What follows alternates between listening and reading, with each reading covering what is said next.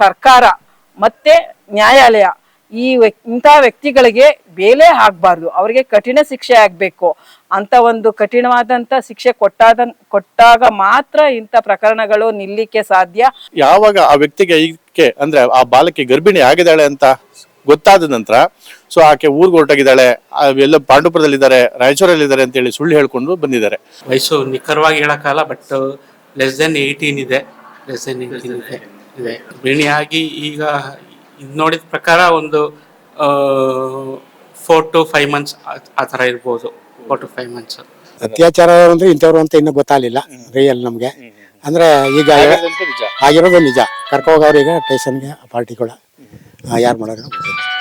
ಇತ್ತೀಚಿನ ದಿನಗಳಲ್ಲಿ ಹದಿಹರೆಯದ ಹೆಣ್ಮಕ್ಳ ಮೇಲೆ ಸಾಕಷ್ಟು ಅತ್ಯಾಚಾರಗಳು ನಡೀತಾ ಇದೆ. ಅಂದರೆ ಈಗ ನಾವು ಈ ವಿಚಾರಗಳನ್ನ ನಾವು ಪೋಕ್ಷ ಕಾಯ್ದೆ ಅಡಿನಲ್ಲೇ ತರಬೇಕಾಗುತ್ತೆ.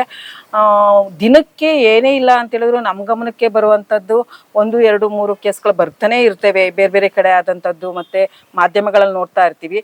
ಇತ್ತೀಚಿನ ದಿನದಲ್ಲಿ ಇತ್ತೀಚೆಗೆ ಒಂದು ವಾರದ ಒಳಗಡೆ ನಮ್ಮ ಹಕ್ಕೂರು ಪೊಲೀಸ್ ಠಾಣೆ ವ್ಯಾಪ್ತಿಯ ಉಜ್ನಳ್ಳಿ ಗ್ರಾಮದಲ್ಲಿ ತಾಯಿ ಮತ್ತೆ ಮಗಳು ಇಬ್ಬರ ಮೇಲೂ ಕೂಡ ಅತ್ಯಾಚಾರ ಆಗುತ್ತೆ. ಆ ಅತ್ಯಾಚಾರಕ್ಕೆ ಒಳಗಾದಂತಹ ಹೆಣ್ಮಗಳು ಬಂದು 15ರಿಂದ 16 ವರ್ಷದ ಒಳಗಡೆ ಮಗಳು ಏನು ಈಗ ಚನ್ನಪಟ್ಟಣ ತಾಲೂಕಿನ ವಿರೂಪಾಕ್ಷಿಪುರ ಹೋಬಳಿಯಲ್ಲಿರುವಂತಹ ಉಜ್ಜಿನಹಳ್ಳಿ ಗ್ರಾಮದಲ್ಲಿ ಅಪ್ರಾಪ್ತ ಬಾಲಕಿಯ ಮೇಲೆ ಏನು ಅತ್ಯಾಚಾರ ಆಗಿತ್ತು ಅಂತ ಹೇಳ್ತಾ ಇದ್ದೀವೋ, ಈ ಅತ್ಯಾಚಾರ ಆಗಿರುವಂಥದ್ದನ್ನ, ಅತ್ಯಾಚಾರ ಆದ ನಂತರ ಆಕೆ ಗರ್ಭಿಣಿ ಆಗಿದ್ದಾಳೆ ಅನ್ನುವಂಥದ್ದನ್ನ ಇದೇ ಅಂದ್ರೆ BVಹಳ್ಳಿ ಆಸ್ಪತ್ರೆ, ಬಂಡೂರು ವರ್ಗರಹಳ್ಳಿ ಆಸ್ಪತ್ರೆಯಲ್ಲಿ ಸಹ ಪತ್ತೆ ಹಚ್ಚಲಾಗಿದೆ.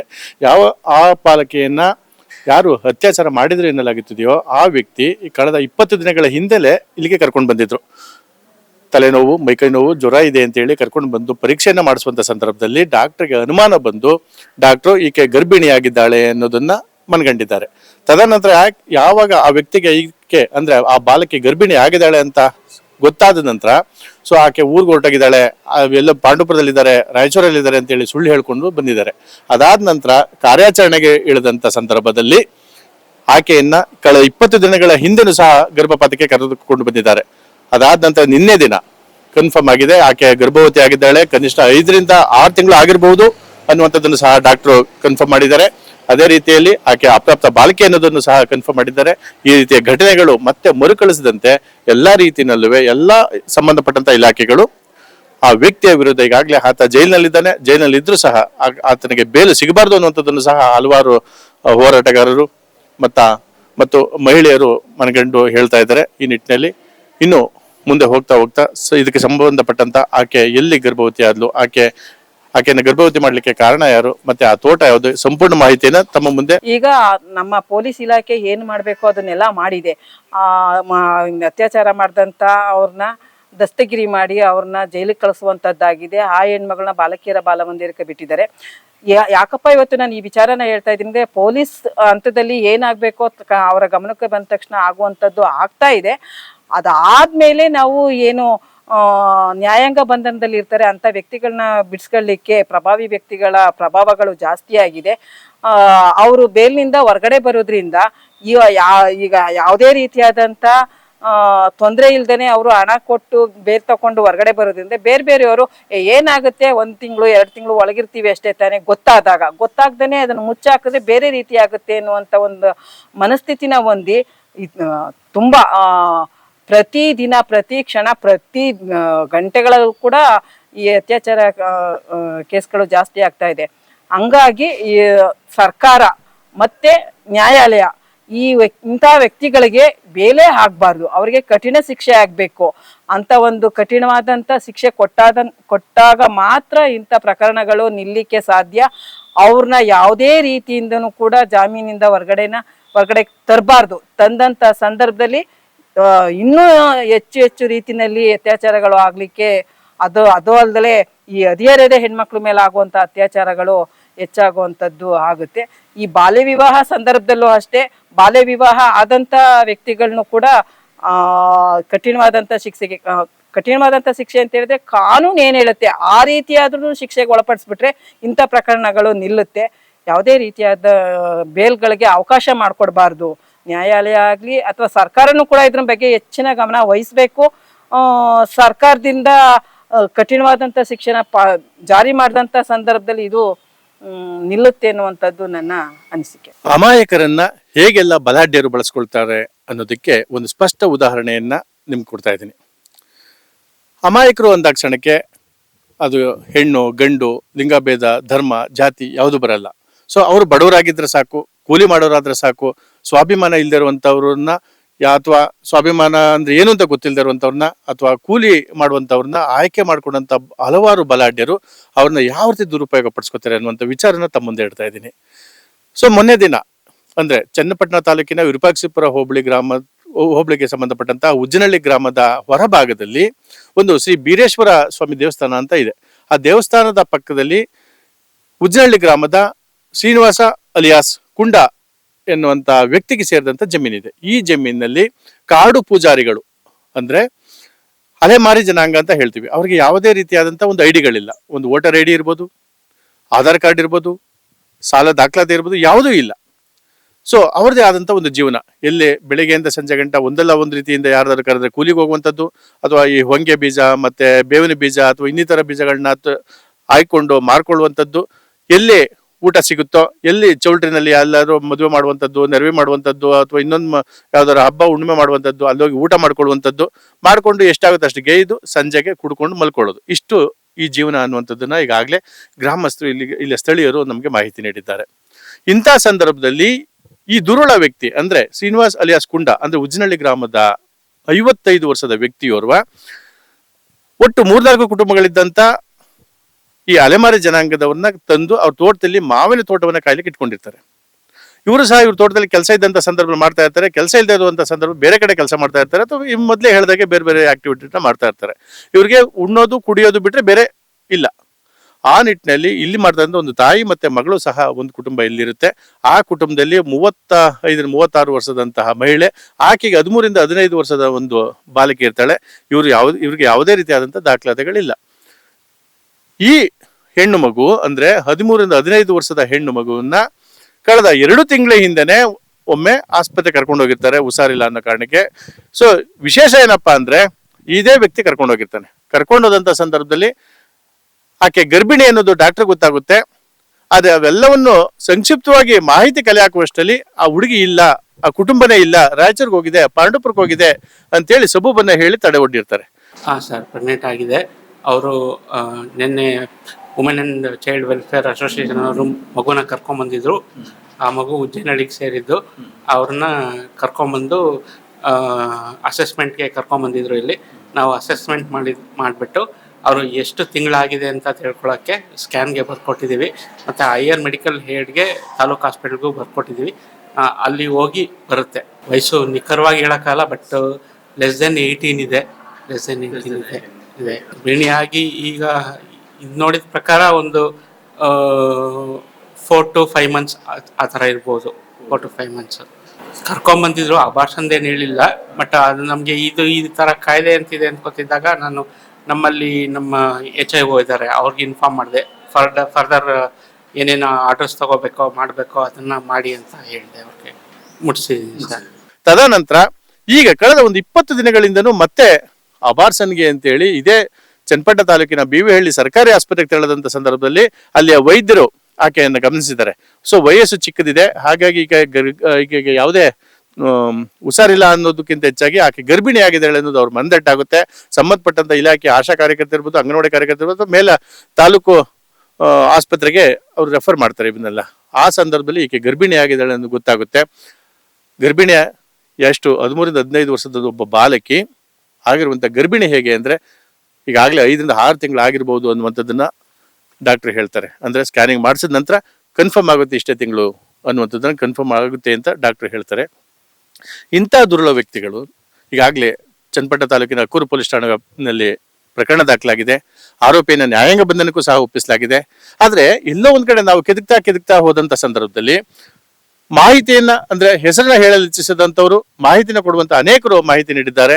ಇದರಲ್ಲಿ ಒಬ್ಬ ಸಾಮ್ಯಲ್ ಅಷ್ಟೇ ಅಲ್ಲ, ಅವರ ಹತ್ತಿರದ ಸಂಬಂಧಿ, ರಕ್ತ ಸಂಬಂಧಿನೂ ಸಹ ಇದ್ರಲ್ಲಿ ಭಾಗಿಯಾಗಿರ್ಬಹುದು. ಸೊ ಇಬ್ರು ಹೋಗಿ ಬರ್ತಾ ಇದ್ರು ಅನ್ನುವಂತ ಹೇಳಿಕೆನೂ ಸಹ ಆ ಬಾಲಕಿ ನೀಡಿದ್ದಾಳೆ ಅನ್ನೋದನ್ನ ಹೇಳ್ತಾ ಇದ್ದಾರೆ. ಆದ್ರೆ ಪೊಲೀಸರಿಂದ ಸ್ಪಷ್ಟವಾದ ಮಾಹಿತಿ ನಮ್ಗೆ ಇದುವರೆಗೂ ದೊರೆತಿಲ್ಲ. ಯಾವ್ದು ರೆಸ್ಪಾನ್ಸ್ ಪೊಲೀಸ್ನವರು ಸಹ ಮಾಹಿತಿ ನೀಡದೇ ಇರೋದ್ರಿಂದ ಸಂಪೂರ್ಣವಾದ ಅಧಿಕೃತ ಮಾಹಿತಿ ಮಾತ್ರ ನಮಗೆ ಸಿಗ್ತಾ ಇಲ್ಲ. ಆದ್ರೆ ಎಲ್ಲೋ ಒಂದ್ ಕಡೆ ಗ್ರಾಮಸ್ಥರನ್ನ ವಿಚಾರಿಸಿದಾಗ, ಗ್ರಾಮಕ್ಕೆ ಬಂದು ವಿಚಾರಿಸಿದಂತ ಸಂದರ್ಭದಲ್ಲಿ ಇವೆಲ್ಲವೂ ಸತ್ಯ ಅನ್ನುವುದು ದೃಢೀಕೃತವಾಗಿದೆ. ಆದ್ರೆ 13 ವರ್ಷದಿಂದ 15 ವರ್ಷದ ಬಾಲಕಿಗೆ ಅತ್ಯಾಚಾರ ಮಾಡಿ ಗರ್ಭಿಣಿ ಮಾಡುವಂತ ಈ 55 ವರ್ಷದ ದುರುಳನಿಗೂ ಸಹ ಸಂಸಾರ ಇದೆ. ಆತನಿಗೂ ಸಹ 3 ಜನ ಹೆಣ್ಮಕ್ಳಿದ್ದಾರೆ. ಇಂಥ ವ್ಯಕ್ತಿ ಈ ತರದ ದುರುಪಯೋಗ ಪಡಿಸ್ಕೊಂಡಿದ್ದಾನೆ. ಯಜಮಾನ, ತಮ್ಮ ಹೆಸರು? ಮುದ್ದಯ್ಯ ಅಂತ ಸರ್. ತಾವು ಊರು ಯಾವುದು? ಉಜ್ಜಿನಹಳ್ಳಿ ದೊಡ್ಡಿ ಅಂತ ಇಲ್ಲಿ ದೊಡ್ಡಿ ಇದೆ. ಉಜ್ಜಿನಹಳ್ಳಿ ದೊಡ್ಡಿ. ಸೊ ಇಲ್ಲಿ ಒಂದು ಬಾಲ್ಕಿಗೆ ಅತ್ಯಾಚಾರ ಆಯ್ತು ಅನ್ನೋ ಪ್ರಕರಣ ದಾಖಲಾಗಿದೆ ಅಕ್ಕೂರು ಪೊಲೀಸ್ ಸ್ಟೇಷನ್ ಅಲ್ಲಿ. ಸೊ ಇಲ್ಲೇ ಇದ್ದದ್ದು ಅವರು? ಇಲ್ಲೇ ಇದ್ರು ಸರ್. ಏನ್ ಮಾಡ್ಕೊಂಡಿದ್ರಿ ಇಲ್ಲಿ? ಇಲ್ಲಿ ಕೆಲಸ ಮಾಡ್ಕೊಂಡು ಅವ್ರಿಗೆ ಇಲ್ಲಿಗ ಅದು ಇದು ಮಾಡ್ಕೊಂಡು ಇಲ್ಲೇ ಅವ್ರಿಗೆ ಈ ಜಮೀನ್ ಯಾರಿದ್ದು ಅವ್ರ ಹತ್ರ ಕೆಲಸ ಅವ್ರ ಹತ್ರ ಕೆಲಸ ಮಾಡ್ತಾರೆ. ಎಷ್ಟು ಕುಟುಂಬ ಇದ್ದಾವೆ ಇಲ್ಲಿ? ಇಲ್ಲಿ 4 ಕುಟುಂಬ ಇದ್ರು. 4 ಕುಟುಂಬ. ಈ ತಾಯಿ ಮಗಳು ಅನ್ನುವಂಥವ್ರು ಯಾವ್ದು ಎಲ್ಲಿದ್ರು ಅವರು? ಅವರು ಇಲ್ಲೇ ಇದ್ರು. ಇಲ್ಲಿಂದ ಅಲ್ಲಿಗೆ ಮೇಲೆ ಕಡೆ ಹೋದ್ರು. ಮೇಲ್ಗಡೆ. ಸೊ ತಾಯಿ ಮಗಳಿಗೆ ಯಾರು ಅತ್ಯಾಚಾರ ಮಾಡಿದಂತವ್ರು ಅಂತ? ಅತ್ಯಾಚಾರ ಅಂದ್ರೆ ಇಂಥವ್ರು ಅಂತ ಇನ್ನೂ ಗೊತ್ತಾಗಲಿಲ್ಲ ರಿಯಲ್ ನಮ್ಗೆ. ಅಂದ್ರೆ ಈಗ ಆಗಿರೋದು ನಿಜ. ಕರ್ಕೋಗವ್ರೀಗ ಸ್ಟೇಷನ್ಗೆ ಪಾರ್ಟಿಗಳ ಯಾರು ಮಾಡೋದು. ಎಷ್ಟು ಕುಟುಂಬ ಇದೆ ಇಲ್ಲಿ ಒಟ್ಟು? ಒಟ್ಟು ಇಲ್ಲಿ 4 ಕುಟುಂಬ ಇರೋದು. 4 ಕುಟುಂಬ. ಈಗ ಎಲ್ಲಿದ್ದಾರೆ? ಈಗ ಇಲ್ಲೇ ಇದ್ರು. ಅಲ್ಲಿ ಮೇಲ್ಗಡೆ ಎಲ್ಲೋ ತೋಟದಲ್ಲಿ ಮೇಲ್ಗಡೆ ಅವ್ರೆ ಎಲ್ಲ ಚಲಪಲ್ಲಿ ಆಗ್ಬಿಟ್ಟಿದೆ. ಚಲಾಪಲ್ಲಿ ಯಾತಕ್ಕೆ ಕಿತ್ತಾಕಿದ್ರು ಅವರು? ಅದು ಗೊತ್ತಿಲ್ಲ ಸರ್ ನಮ್ಗೆ. ಸಡ್ ಕಿತ್ತಾಕದ್ದು ಎಲ್ಲ ಸಡ್ಗಳಲ್ಲಿ ಕಿತ್ತಾಕ್ಬಿಟ್ಟು ಬೇರೆ ಕಡೆ ಹೊಂಟಾಗ ಆಗಿದಂತೂ ಇದೇ ಜಾಗ. ಹುಡುಗಿ ಹುಡುಗಿ ಇದ್ದಾಳಲ್ಲ, ಹುಡುಗಿಯ ಸೋದರ ಮಾವನ ಅರೆಸ್ಟ್ ಮಾಡಿದ್ದಾರೆ ಅಂತ. ಅದೇನೋ ತಾಲಿ ಕಟ್ಟವ್ರೆ ಅಂತ ಹೇಳ್ತಾವ್ರೆ. ಅವನ ಕೈ ತಾಲಿ ಕಟ್ಸವ್ರೆ ಅಂತ ಸುಳ್ಳು ಹೇಳಿ ಅದಕ್ಕೆ ಅವನು ಅರೆಸ್ಟ್ ಮಾಡ್ಕೊ. ಈಗ ಏನೋ ಅತ್ಯಾಚಾರ ಆಗಿತ್ತು, ಅತ್ಯಾಚಾರ ಹುಡುಗರನ್ನ ಅವ್ರ ಸೋದರ ಮಾವನ ಕೈಲಿ ತಾಲಿ ಕಟ್ಸವ್ರೆ. ಸೊ ಹಾಗಾಗಿ ಅವನು ಅರೆಸ್ಟ್ ಮಾಡಿದ್ದಾರೆ. ಅವನು ಅರೆಸ್ಟ್ ಮಾಡವ್ರೆ. ಪೊಲೀಸರು ಅರೆಸ್ಟ್ ಮಾಡಿದ್ದಾರೆ. ಅವರು ಯಾವ ಜನ ಇಲ್ಲಿ ಕೆಲಸ ಮಾಡ್ತಿದ್ರಲ್ಲ, ಕೆಲಸ ಮಾಡ್ತಿದ್ದಂತವ್ರು ಯಾವ ಸಮುದಾಯಕ್ಕೆ ಸೇರಿದಂತವ್ರು?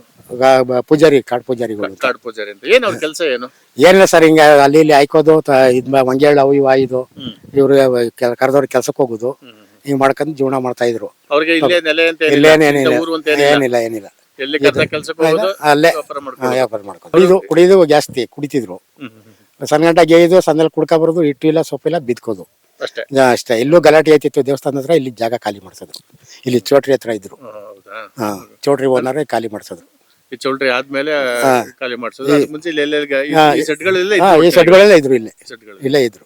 ಇಷ್ಟೆಲ್ಲ ಆಗ್ತಿದ್ದಂಗೆನೆ ಯಾವಾಗ ಆಸ್ಪತ್ರೆಯಲ್ಲಿ ಈಕೆ ಗರ್ಭಿಣಿ ಅಂತ ಗೊತ್ತಾಯ್ತು, ಎಲ್ಲೋ ಒಂದ್ ಕಡೆ ಇನ್ನೊಂದು ಮಾಹಿತಿನ ಹೇಳ್ತಾರೆ ಗ್ರಾಮಸ್ಥರು ಅಂದ್ರೆ ಸ್ಥಳೀಯರು. ಆಕೆ ತಾಯಿಗೂ ಮತ್ತೆ ಮಗಳು ಇಬ್ರು ಸಹ ಈತ ಒಂದ್ ರೀತಿ ಅತ್ಯಾಚಾರ ಮಾಡಿದ್ದಾನೆ ಅನ್ನುವಂಥದ್ದು ಮಾಹಿತಿನೂ ಸಹ ಹೇಳ್ತಾರೆ. ಅದ್ರ ಜೊತೆಗೆ ಈ ಮಾಹಿತಿ ಜೊತೆಗೆ ಏನು ಅವ್ರು ಶೆಡ್ಗಳನ್ನ ಹಾಕೊಂಡಿದ್ರು, ಒಂದು ಸಣ್ಣ ಗುಡಿಸಲನ್ನ ನಿರ್ಮಾಣ ಮಾಡ್ಕೊಂಡಿದ್ರು, 2-3 ಗುಡಿಸನ್ನ ಈ ದೇವಸ್ಥಾನದ ಪಕ್ಕದಲ್ಲೇ ನಿರ್ಮಾಣ ಮಾಡ್ಕೊಂಡಿದ್ರು. ಅದನ್ನು ಸಹ ಈಗೆಲ್ಲ ಕಿತ್ತಿ ಉರುಳಿಸಿರುವಂತದ್ದನ್ನು ಸಹ ತಾವು ನೋಡ್ಬೋದು. ಸಂಪೂರ್ಣವಾಗಿ ಏನೆಲ್ಲ ಅವ್ರು ಟಾರ್ಪಲ್ ಹಾಕೊಂಡಿದ್ದಂಥದ್ದು, ಗರಿ ಹಾಕೊಂಡಿರುವಂತದ್ದು, ಮಾವಿನ ಮರದ ಹತ್ರ ಇರುವಂತಹ ಬಟ್ಟೆಗಳನ್ನ ಕಟ್ಕೊಂಡಿದ್ದಂಥದ್ದು, ತೂಗು ಎಲ್ಲ ಆಡುವಂತದಕ್ಕೆ ಸೀರೆಗಳನ್ನ ಕಟ್ಕೊಂಡಿದ್ದಂಥದ್ದು ಎಲ್ಲವನ್ನು ಸಹ ತಾವು ಗಮನಿಸಬಹುದು. ಇನ್ನೂ ವಿಶೇಷ ಅಂದ್ರೆ ರಸ್ತೆಗೆ ಪಕ್ಕದಲ್ಲೇ ಇರುವಂತದ್ದು, ದೇವಸ್ಥಾನಕ್ಕೆ ಹೊಂದ್ಕೊಂಡೇ ಇರುವಂತದ್ದು ಬೀರೇಶ್ವರ ಸ್ವಾಮಿ ದೇವಸ್ಥಾನ, ಪಕ್ಕದಲ್ಲೇ ಸಮುದಾಯ ಭವನ, ಪಕ್ಕದಲ್ಲೇ ಒಂದೊಂದು ಫಾರ್ಮ್ ಹೌಸ್ ಇದೆ. ಇವೆಲ್ಲವೂ ಇದ್ರು ಸಹ ಈ ದುರುಳ ವ್ಯಕ್ತಿಗಳು ಈ ಕೆಲಸವನ್ನ ಮಾಡಿದ್ದಾರೆ. ಇವರಲ್ಲೂ ಅಂತ ಒಳ್ಳೆಯತನ ಬಹಳ ಸಜ್ಜನರು ಅಂತ ಹೇಳಿಕ್ ಬರಲ್ಲ. ಯಾಕಂದ್ರೆ ಯಾವಾಗ ಶಿಕ್ಷಣ ತಪ್ಪೋಗುತ್ತೆ ಅಂತ ಸಂದರ್ಭದಲ್ಲಿ ಇವೆಲ್ಲ ಸರ್ವೇ ಸಾಮಾನ್ಯ. ಅವ್ರಿಗೂ ಸಹ ಬೇರೆ ಬೇರೆ ಆದಂತಹ ಕೆಟ್ಟ ಅಭ್ಯಾಸಗಳು ಇದ್ದದ್ರಿಂದ ಇವೆಲ್ಲ ದುರುಪಯೋಗಗಳನ್ನ ಈ ರೀತಿ ಪಡಿಸ್ಕೊಳ್ಳೋಕ್ಕಾಗಿದೆ. ಹಾಗಾಗಿ ಪ್ರತಿಯೊಬ್ಬರಿಗೂ ಶಿಕ್ಷಣ ಅನ್ನೋದು ಬಹಳ ಮುಖ್ಯ. ಇಂತಹ ದುರುಳರಿಗೆ ಏನೆಲ್ಲ ಶಿಕ್ಷೆ ಆಗ್ಬೋದು ತಾವು ಸಹ ಕಮೆಂಟ್ ಮಾಡುವ ಮೂಲಕ ಕಮೆಂಟ್ ಅನ್ನ ತಿಳಿಸಿ, ಅವ್ರಿಗೆ ಏನ್ ಶಿಕ್ಷೆ ಕೊಡ್ಬೋದು ಅನ್ನೋದನ್ನ ತಿಳಿಸಿ. ಇದಕ್ಕೆ ಒಂದು ಹೋರಾಟವನ್ನು ರೂಪಿಸಬೇಕಾಗಿದೆ. ಇವತ್ತು ಕೇವಲ ಈ ರೀತಿಯ ಒಂದು ಹೆಣ್ಮಗು ಇರ್ಬೋದು, ನಾಳೆ ಅಕ್ಕಪಕ್ಕದ ಮನೆಯ ಅಥವಾ ನಮಗೆ ಸಂಬಂಧಪಟ್ಟಂತ ಹೆಣ್ಮಕ್ಳಿಗೂ ಈ ತರ ಆಗ್ಬೋದು. ಈಗಾಗಲೇ ಹಲವಾರು ಪ್ರಕರಣಗಳು ಈ ರೀತಿ ದಾಖಲಾಗ್ತಾ ಇದೆ. ಮುಂದೆ ಈ ರೀತಿ ದಾಖಲಾಗದಂಗೆ ಈ ಪ್ರಕರಣಗಳೇ ನಡೆಯದ ರೀತಿಯಲ್ಲಿ ಸಾರ್ವಜನಿಕರು ಎಚ್ಚೆತ್ತುಕೊಳ್ಬೇಕಾಗಿದೆ.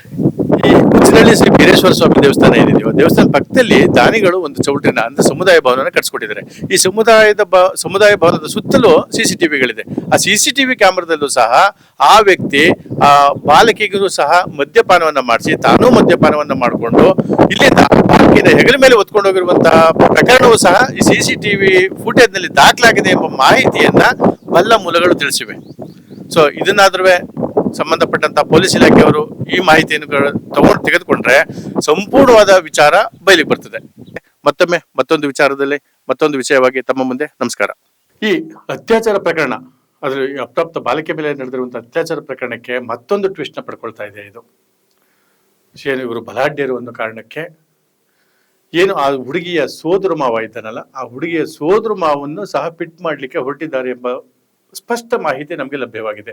ಅದರಲ್ಲೂ ಸಹ 2 ವಿಭಾಗಗಳಾಗಿ, ಮೊದಲನೇದು ಆ ಹುಡುಗ ಅಂದ್ರೆ ಆ ಬಾಲಕಿಯ ಸೋದರ ಮಾವ ಏನಿದ್ದಾನೋ ಆತನದ್ದು ಸಹ ಬಾಲ್ಯ ವಿವಾಹ ಅಂತೆ. ಆ ಬಾಲ್ಯ ವಿವಾಹ ಆಗಿರುತ್ತಾನೆ ಅನ್ನೋ ಕಾರಣಕ್ಕೆ ಆತನನ್ನು ಸಹ ಕೇಸಲ್ಲಿ ಫಿಟ್ ಮಾಡಲಾಗುತ್ತಿದೆ, ಅದು ಫಿಟ್ ಮಾಡಲಾಗಿದೆ ಎನ್ನಲಾಗಿದೆ. ಇವೆರಡನ್ನೂ ಹೊರತುಪಡಿಸಿ ಆತನಿಗಾಗಲೇ ಒಂದು ಮದುವೆ ಆಗಿ ಒಂದು ಮಗುನೂ ಇದೆ. ಎರಡನೇ ಮಗುಗೆ ಆಕೆ ಏನೋ ಪ್ರೆಗ್ನೆನ್ಸಿ ಎನ್ನುವಂತ ಮಾಹಿತಿ ನಮಗೆ ಲಭ್ಯವಾಗಿದೆ. ಇವೆರಡರ ಜೊತೆಗೆ ಈ ಹುಡುಗಿಗೆ ಆತ ಸೋದರಮಾವ ಆಗ್ಬೇಕಾಗಿರೋದ್ರಿಂದ ಇದಕ್ಕೂ ನಮಗೂ ಅಂದ್ರೆ ಮಾಲೀಕರು ಅಥವಾ ಈಗ ಯಾರನ್ನ ಅರೆಸ್ಟ್ ಮಾಡಿದ್ದಾರೆ ಪೊಲೀಸ್ನವರು ಪೋಕ್ಸೋ ಕಾಯ್ದೆ ಹೇಳಿ, ಅವನು ನಾನಲ್ಲ ಅಥವಾ ನಮ್ಮದಲ್ಲ ಅನ್ನೋ ಒಂದು ಕಾರಣಕ್ಕೆ ಆ ಹುಡುಗನನ್ನೇ ಅಂದ್ರೆ ಹುಡುಗಿಯ ಸೋದರ ಮಾವನೇ ಮಾಡಿದ್ದಾನೆ ಅನ್ನೋ ಒಂದು ಜೊತೆಗೆ ಆಕೆಗೆ ಆತನಿಂದಲೇ ತಾಳಿ ಕಟ್ಟಿಸುವಂತಹ ಅಥವಾ ಕಟ್ಟಿಸಿರುವಂತಹ ಘಟನೆಯು ಜರುಗಿದೆ ಎಂಬ ಮಾಹಿತಿ ಲಭ್ಯವಾಗಿದೆ.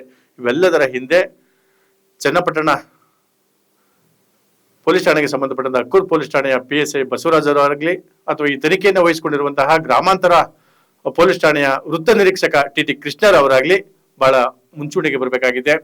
ಇದರ ಸ್ಪಷ್ಟತೆಯನ್ನು ತೆಗೆದುಕೊಳ್ಬೇಕಾಗಿದೆ. ಸಂಪೂರ್ಣ ದಾಖಲೆಯನ್ನ ಕಲೆಕ್ಟ್ ಮಾಡ್ಕೋಬೇಕಾಗಿದೆ. ವಿಚಾರಣೆಗೆ ಒಳಪಡಿಸಬೇಕಾಗಿದೆ.